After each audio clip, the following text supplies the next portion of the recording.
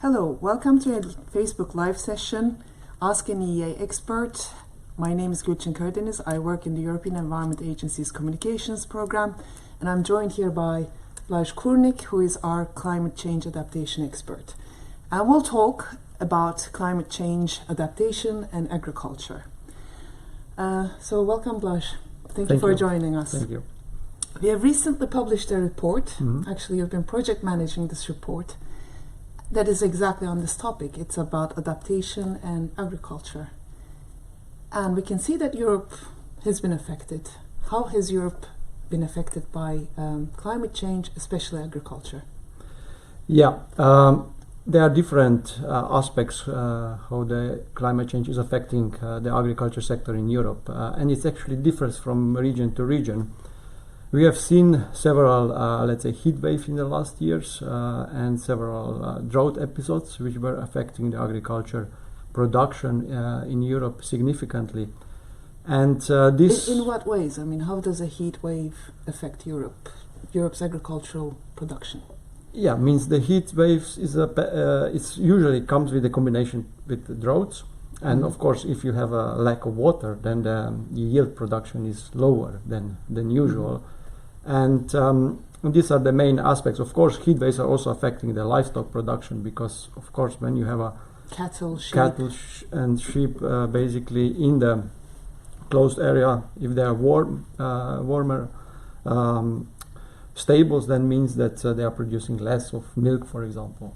And these are the main effects of climate, of the heat waves on the agriculture production.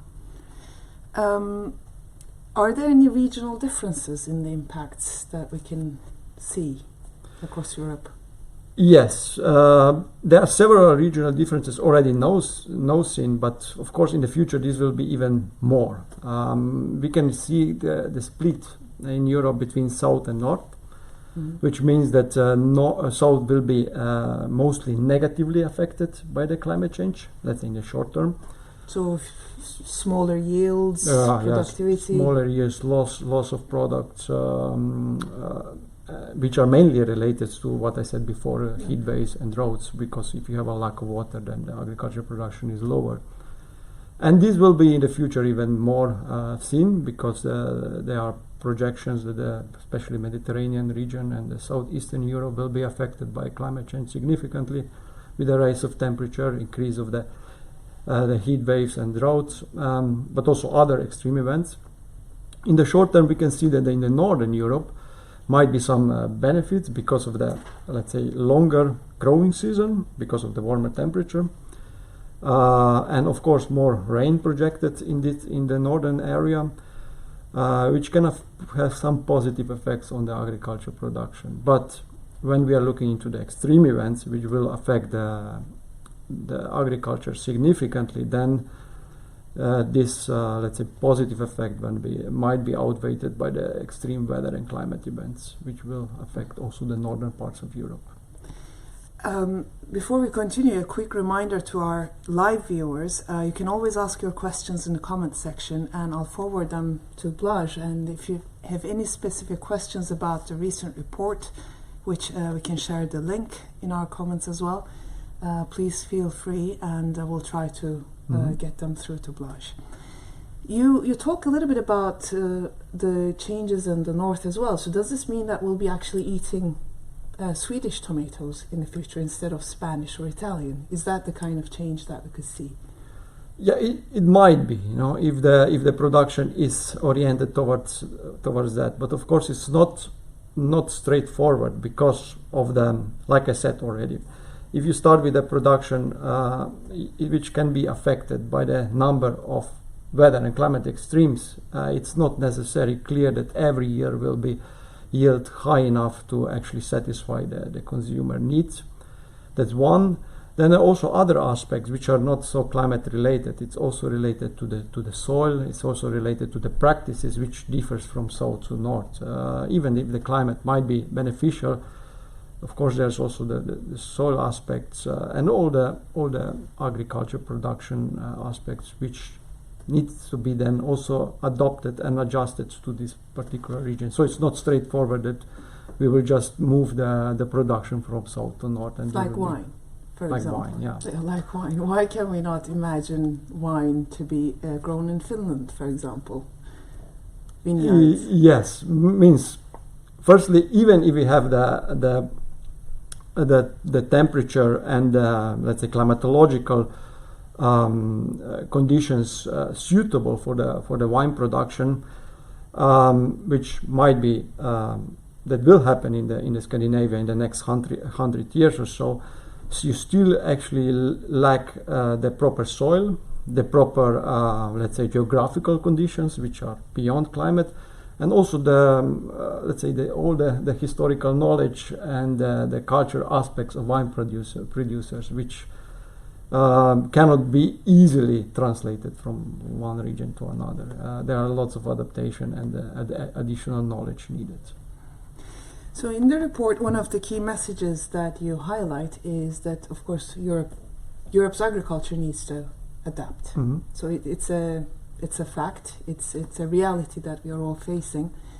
How can that be achieved? How can farmers or countries or regional authorities can facilitate this adaptation? Yes, adaptation needs to happen on various levels. So, firstly, at the European level, at the continental level, or the EU level, if I might say. So we can have, we need to have a right policy which are supporting the adaptation. And this means that, let's say, the main policies like the Common Agricultural Policy and the EU Adaptation Strategy, which are now the main policy driving the adaptation in the agriculture sector, needs to evolve or have been evolving into the direction that are supporting the agriculture production in Europe. Of course, then we go to the national level, to the EU member states, which are actually putting the agriculture in the, let's say, center of the adaptation strategies at the national level. And this can actually enable some support for the farmers. But then we also need to go to the practical, let's say, adaptation measures at the farm level. So we also need to support the implementation of the technical and other measures which farmers need to adopt climate change. What kind of measures are we talking about at the farm level? Yeah, I mean, it means the farmer, on one hand, they need access to the data and knowledge about the climate change and also about how their farm or their plot of land will be affected. How the farm and plot of land will be affected. They need to have data about the, let's say, climate conditions, and also, let's say, to plan, let's say, future production. That they know that basically if they're investing in the new grape production or the viniculture, they need to know what will be the climate in the next 30 to 50 years. That's one level. But then on another level, it should be also access to understanding and knowledge to practical measures. And farmers, they're already doing that because this is something which is incorporated into the farmers' knowledge. Like what kind of practical measures? So, for example, having the, introducing the adopted crops to climate change. Then also looking into the efficient irrigation. That when they irrigate in the way that is efficient. Also the harvesting water on the farm. That they are actually, when it's rained, that you harvest and then it's needed for the irrigation in the future. Then it's also, let's say, field margins that actually decreasing the level of erosion and so on. And these are the different technical measures which can be introduced to the farms. And of course, all these measures, they need to be also beneficial for other aspects, not only for adaptation. So all these measures needs to be good for biodiversity. They need to be also good for the water quality, that you don't introduce the measure and then you are decreasing the water quality, for example. And also the actually decreasing the greenhouse gas emissions from the agriculture. We actually have a question that was shared a few days ago from Samo. I'm not concerned about the impact of climate change on farming, but I'm concerned about the impact of farming on climate change. So it's more on the mitigation side. What does your report say about that?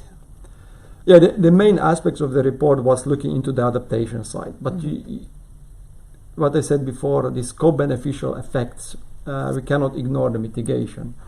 Currently, the agriculture is a significant contributor to climate change. It's actually contributes to around 10% in Europe, 10% of the greenhouse gas emissions. And of course, they are decreasing. Since 1990, has been decreased by around 20%. While in the recent years, maybe this decrease was more stable. But so it's a significant contribution. There's still actually quite a lot of options to decrease the emissions through the different land management practices, but also to the production of different type of food, which can then lead to the different needs by the consumers and also the diet needs. We'll get to the consumers and diet needs, but I want to go back to a little bit to the policy framework that you mentioned a little bit about what could be done at the European and national level. I would imagine that any kind of adaptation requires investments, funding. Mm-hmm. What kind of solutions are there, at least from the EU side, to facilitate this adaptation? Because I think that farmers could be overwhelmed with the information that they receive about the changes. You mentioned the water collection requirements, etc., and to be able to use the water efficiently. Are there any available funds for this kind of adaptation? Yeah. The main policies which are at the EU level, which are driving the agriculture sectors, are adaptation in the agriculture sectors are I would say two, but there are also others with other aspects. Firstly is the common agricultural policy, which it's now with the new version, which will now being negotiated and will come into the effect in the next years. Putting adaptation into the focus means also one of the focuses of this common agriculture policy, and then enabling that the farmers can have instruments to adapt to climate change. There's also the EU adaptation strategy, which it's also looking into the how to mainstream adaptation into different sectors, and adaptation in agriculture sector it's quite high in that. In that policies. But there are also different programs at EU level which are supporting the farmers how to adapt. There we have research programs which are investing a lot into the how to actually understand more the climate change and climate change adaptation in the sector. We have programs like LIFE, which are more on the action, how introduce the different adaptation and how actually farmers can in practice do that. There are also, for example, Copernicus program is supporting adaptation, Earth observation, supporting the agriculture sector with the recent data, for example, for the precision farming, which is also one of the adaptation measures, and it requires lots of knowledge and precise data on the climate. Maybe that is a part of the local challenges as well, because what happens in one farm does not necessarily happen 100 kilometers away, although it could be in the same country. Yes. We have a question that is a bit of, actually it's more of a comment from Rafael, who says, would not just be nice but wise to use EU budget's future of CAP? So you did talk a little bit about the future of CAP. To use future of CAP money to steer the transition of today's farming for having A, less impact on climate, and B, being more adapted to the change by more diversity, etc. And I guess this is more about the crop diversification. Unfortunately, by now, proposals stick to business as usual. But the CAP is actually being currently formulated for the future, and the new von der Leyen has got a point on farm to fork. Yes, it is adaptation. It's being gradually included also in this type of policies. There are different aspects, as I said. On the adaptation side, there are still different options from the EU level to farm level how to adapt the agriculture sector, and I mentioned a few of them before. Then we also have options to decrease the greenhouse gas emissions from the farm sector or from the agriculture sector. by introducing like different land management schemes and also actually promoting different diets approaches, as I said before. And there are also the waste. There are also options actually from food waste from farm to fork to decrease, because currently it's pretty significant amount of waste actually produced along this chain. So there are lots of different aspects which the policy has been already started to focus on, and will focus in the future even more, how to actually adapt the agriculture sector to climate change, and also how the agriculture then should contribute to decrease its contribution to climate change. In the report, actually, there was speaking of regional differences, one of the things that would affect the communities was actually a map. I don't know if it can be seen. It actually shows projections in farmland values. And if I were to summarize that in the south there could be significant losses in the value of farmland, whereas in the north it increases. But it comes with a caveat. So what is... Yes. This is one of the studies showing and was included in the report, showing the decreases in the land value at the end of the century due to climate change. And this means only using the let's say high-end scenarios, like business as usual scenario, and so no adaptation measures taken, and not any kind of adaptation measures. So mitigation, adaptation, zero action. Yeah, if we live like we are living now, and this will mean that in the south there might be significant decreases in the land value, while in the north might increase. But of course, the land value might increase due to the, let's say, more favorable mean climate conditions. Like I said, growing season will increase and so on. But of course, this means that in this map we don't actually introduce any kind of series of adaptation measures, which can then help the Southern Europe to adapt to climate change. And of course, the losses at the end might be less. But then on the north, which is now showing very positive picture that might be value increasing, is still we need to also consider the number of extreme weather and climate events, which can significantly influence the agriculture production there. For example, we have a big drought in the northern Europe, which has been happened already, and in the future is projected to happen even more frequent, more severe, and this might mean that it won't be so, let's say, only just increases in the yield production. Actually, as we were discussing a bit earlier, that the latest report that was published this weekend says that actually climate change is accelerating. Yes, it's faster. The impacts will be felt faster than what was predicted earlier.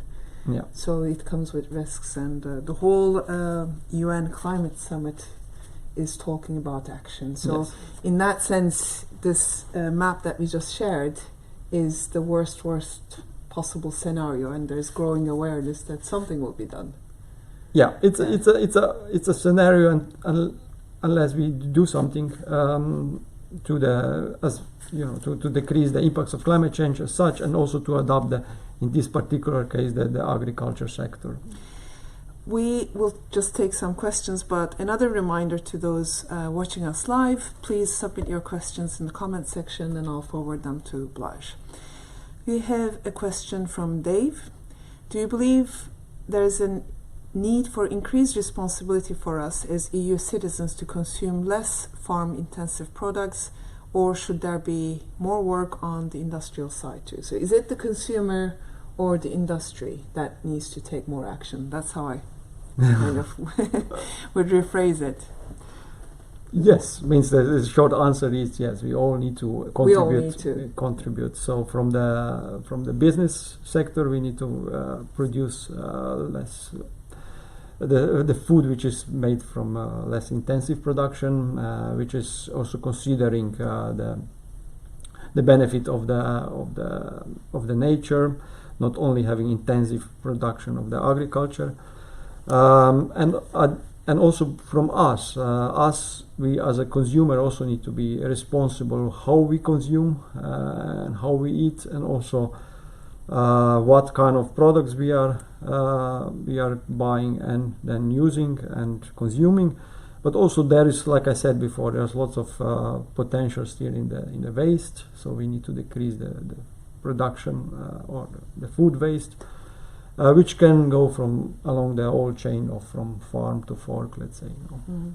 When you talk about more intensive products, are we talking about livestock and meat and dairy, etc.? Yes, means those production which is very intensive for the nature, for the, let's say, the agriculture production which is destroying the biodiversity, but also those agriculture productions or practices which are contributing significantly to climate change by increases in much large amounts of the greenhouse gas emissions. This needs to be somehow changed. Tackled, yeah. Another question from Tom: how has climate change already affected the way we farm within the EU? Yes, farmers would know that, and they are farmers are really aware of weather and climate extremes which are happening in Europe. What is the main aspect which is changing the production is the number of weather and climate extremes which are sometimes destroying the agriculture production in the whole in the region of Europe. For example, there is drought, like I said before. There might be the frost event which can decrease the production of fruits in specific area. How is now done? Is that basically lots of then products are then moved or trade from different parts of Europe, but also from outside Europe into Europe, and this is sometimes minimizing the effects from the consumer point of view of availability of different agriculture products. You mentioned trade in food products. What, of course, Europe is a significant producer of certain agricultural products. Is an importer as well. And in some of the, at least articles, what I've been seeing is climate change will affect coffee production, global coffee production, or chocolate production, or other staple rice, etc., etc., because these main producers will be affected by a change in climate. How does Europe feature in that global food production trade? Yes, basically Europe is it's importing lots of, let's say, commodities which are not produced in Europe from different regions, and we are pretty much used to it. We are used that we have coffee every day, that we can drink coffee without any disruptions, and coffee is produced outside Europe. There are also sugar, for example. It's produced not only outside Europe but also in Europe, which is also featuring that. There are also some tropical fruit and so on, which we are used to having on the table whenever we wish. And how this is affecting now, because Europe still, when the production is low, then the prices are increasing, and we still can compensate in European market with that the prices are increasing, but they are still affordable. So there is no problem in any kind of food or further security. And these are the aspects which in Europe we can deal. It's not necessarily true for the outside Europe, and the prices are increasing. That the affordability is still stable. It will be a global issue. Yeah. We continue with our questions. We have a question from Leanne, and she is asking: do you think climate change will also change the levels of disease and pests on crops? Will this have a significant impact on overall production? Yeah, it's an important question, and I maybe forgot to mention before. Beyond these extreme weather and climate events like droughts, frost, heat waves, the pests are something which the climate change is it's actually altering, and also then will have a significant effect on the agriculture production. We have seen that, for example, there are some diseases which are not at the moment in Europe very much,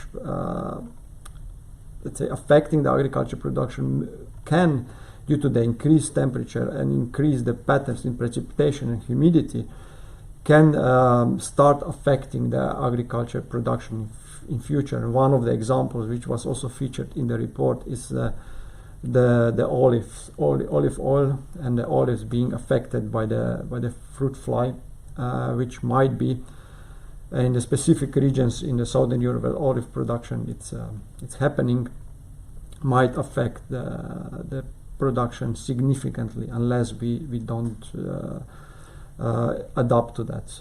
It's because the fruit flies are moving north or affecting the... No, because of the higher temperature. For example, the winter temperatures are higher and means that the fruit flies can actually develop during the winter, and then start to affect in the spring and summer the production, the olives. But of course, if the temperatures are lower enough, then of course the fruit fly will not be able to develop, because they will be just killed during the winter. No? And this is something which might have significant impacts on in this particular case, on the olive oil production, which is one of the, let's say, significant product in Europe. Especially in parts of Europe. Especially parts of Europe. Let's continue with the questions we receive. We have a question from Stephanie. Even in the EU, many farms are not connected to internet. It's very unlikely that they will have a chance to read your report. Are you aware of any concrete actions taken by the Commission or national governments to adequately inform the farmers on the current and future challenges of adapting to climate change?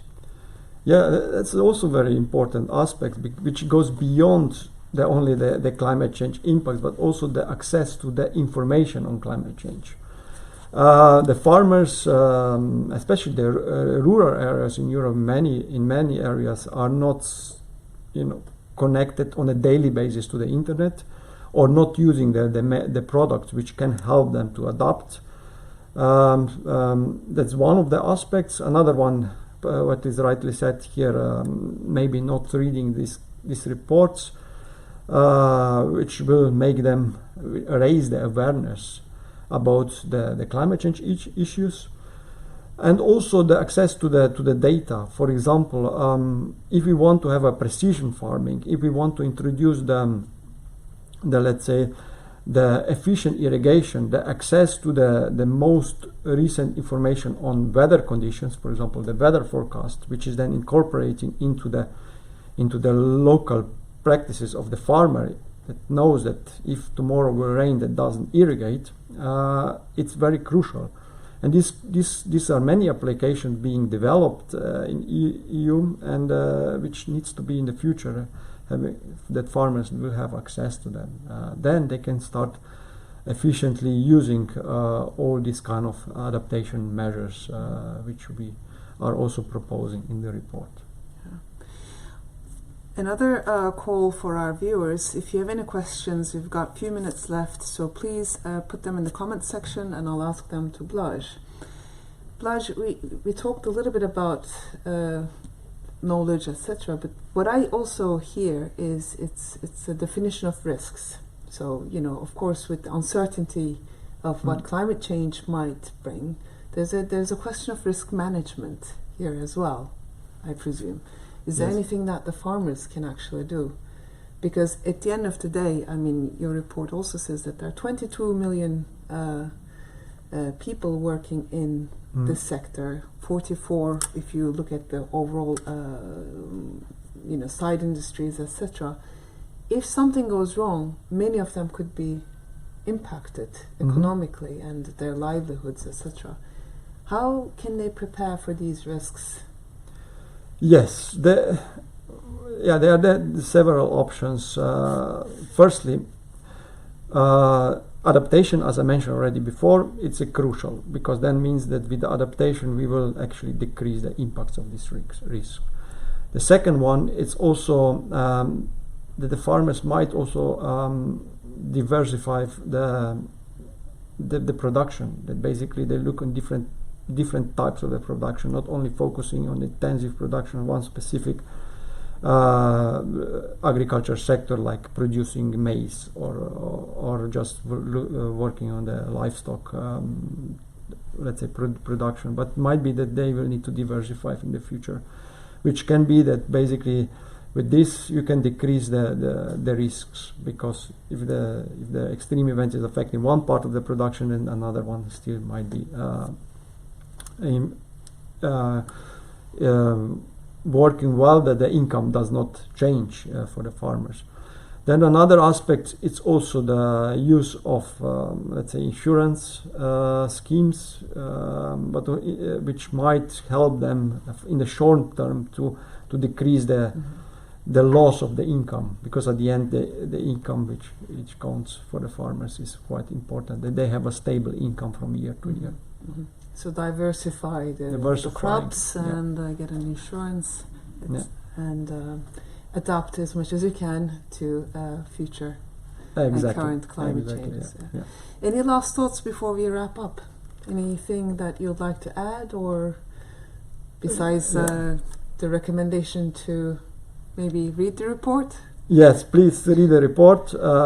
Is accessible through our webpage. You can also order the hard copy. We have also different case studies from different parts of Europe, not only in the report, but also presented in our Climate Adapt, which is the EU adaptation platform. So the farmers can look into or the policymakers on the regional level can look in different adaptation case studies in the agriculture sector and maybe get some inspiration from different regions, because it's also important that regions are or different, let's say, farmers community are learning also from others, and this is the aspect which we try to promote as well. Yeah, we'll continue to bring this kind of information to relevant farming communities as much as we can from our side. Exactly. Yeah. So with that, thank you very much for following us, and we look forward to a next session in coming weeks. Thank you very much.